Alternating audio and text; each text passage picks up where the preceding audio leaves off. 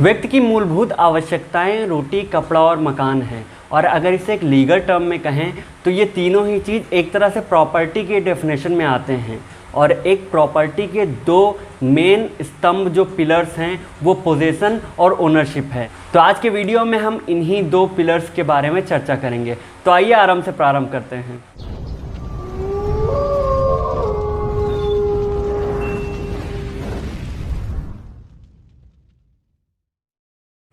नमस्कार दोस्तों, स्वागत है आप सबका आपके अपने चैनल अल्फा लीडर्स में। मैं अभिषेक मिश्रा वशिष्ठ प्रस्तुत हूँ फिर से एक और अध्याय के साथ में, जो कि है position and ownership in jurisprudence. तो सबसे पहले हम पोजीशन की बात करते हैं।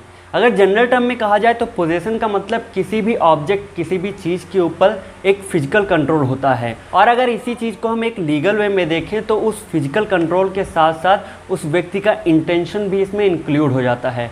दैट मीन्स किसी भी चीज़ को अगर पोजीशन में कहा जाएगा तो उस चीज़ पर पोजीशन और उसके साथ साथ उसका इंटेंशन दोनों ही मायने रखते हैं। तो इस तरह से हम पोजीशन के एलिमेंट्स को दो पार्ट्स में डिवाइड कर सकते हैं। सबसे पहला कार्पस और दूसरा एनिमस। कार्पस को हम जनरल टर्म में बॉडी कहते हैं और एनिमस को इंटेंशन कहते हैं। इन दोनों ही एलिमेंट्स को एक एग्जांपल से समझते हैं। मान लीजिए मैंने एक कार खरीदी, तो उस कार पे जो फिजिकल कंट्रोल होगा वो तो मेरा कार्पस एलिमेंट के अंडर में आएगा, लेकिन उस कार के एन्जॉयमेंट को, जो उसका एक्सक्लूसिव क्लेम है, उसको कॉन्टिन्यूसली मुझे जारी रखने की जो मेरी इच्छा है, जो मेरा इंटेंशन है, उसे हम यहाँ पे एनिमस एलिमेंट के अंडर में लाएंगे।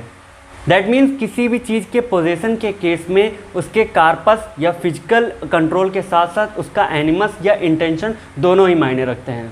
अब अगर हम पोजीशन के टाइप्स की बात करें तो इसमें टाइप्स तो इसके बहुत सारे हैं, लेकिन हम इसके जो मेजर टाइप्स हैं उन्हीं की चर्चा करेंगे। तो सबसे पहले हम बात करते हैं इसका मेजर टाइप, जो कि कॉर्पोरल और इनकॉर्पोरल है।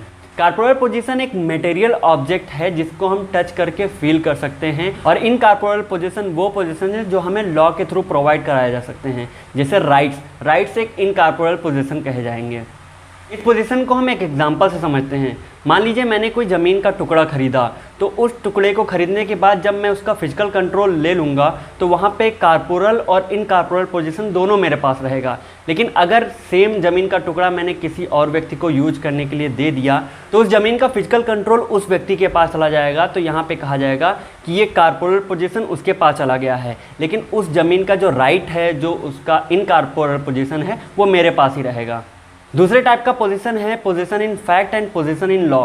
पोजीशन ऑफ फैक्ट एक टेम्परेरी पोजीशन होता है जिसको हम द फैक्टो भी बोलते हैं, और जो पोजीशन ऑफ लॉ है वो एक परमानेंट एक्सक्लूसिव राइट के साथ में होता है। इसको द ज्योर पोजीशन भी बोलते हैं। पोजीशन इन फैक्ट इलीगल भी हो सकता है, जबकि पोजीशन इन लॉ हमेशा लीगल होता है और व्यक्ति को उसका एक्सक्लूसिव राइट देता है।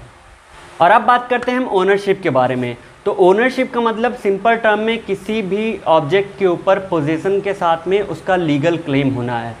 यानी जब व्यक्ति को किसी भी वस्तु से संबंधित वो अधिकार प्राप्त हो जिसके थ्रू वो अपने यूज के साथ किसी और को उसे यूज करने से मना कर सके, तो इसे ओनरशिप कहेंगे।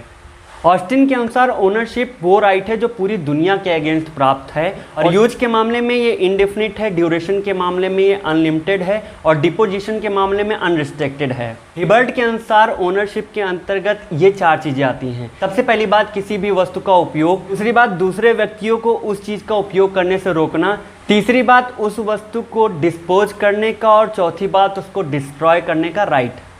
इस तरह से अगर हम ओनरशिप के एलिमेंट्स की बात करें तो इसमें पहला पोसेंडी, दूसरा यूटेंडी और तीसरा डिस्पोडेंडी आता है। पोसेंडी का मतलब किसी भी वस्तु पर पोजेशन या मालिकाना हक होता है। यूटेंडी का मतलब उस वस्तु को अपने तरीके से यूटिलाइज करना, उसका उपयोग करना या उसका मैनेजमेंट आता है। और सबसे लास्ट डिस्पोडेंडी जो है वो उसको अपने तरीके से उसको डिस्पोज करने की पावर होती है। पोजेशन की तरह ही ओनरशिप के भी कई सारे टाइप्स हैं, जिनमें सबसे पहला टाइप कॉर्पोरल और इनकॉर्पोरल आता है, और ये भी पोजीशन की ही तरह ओनरशिप के मामले में सेम थिंग सेम राइट मिले हुए हैं। अर्थात कॉर्पोरल मटेरियल ऑब्जेक्ट के बारे में होता है और इनकॉर्पोरल राइट्स के बारे में ओनरशिप देता है। दूसरा type trust and beneficial ownership आता है। ट्रस्ट का मतलब किसी भी एक वस्तु पे डुप्लीकेट ओनरशिप होना, किसी दूसरे व्यक्ति को मालिकाना हक देना। जैसे मान लीजिए किसी एक मकान के मामले में किसी ए नाम के व्यक्ति ने बी नाम के व्यक्ति को उसको राइट टू एंजॉय दिया, अब बी नाम के व्यक्ति ने उसको रेंट पे दे दिया, तो इसका जो भी रेंट आएगा उसका बेनिफिट तो ए को जाएगा। इस तरह से बी इस मामले में ट्रस्टी कहा जाएगा और ए इसका बेनिफिशियरी कहा जाएगा।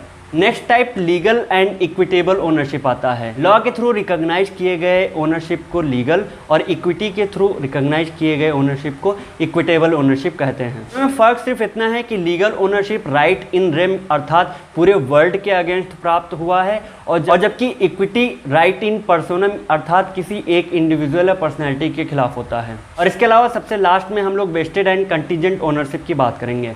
वेस्टेड ओनरशिप एक परफेक्ट ओनरशिप होती है जो इंस्टेंटली व्यक्ति को ट्रांसफ़र हो जाती है, और जबकि कंटीजेंट ओनरशिप एक कंडीशन के अंडर में होती है कि इस कंडीशन के फुलफिल होने की दशा में ही वो ओनरशिप आपको मिलेगी।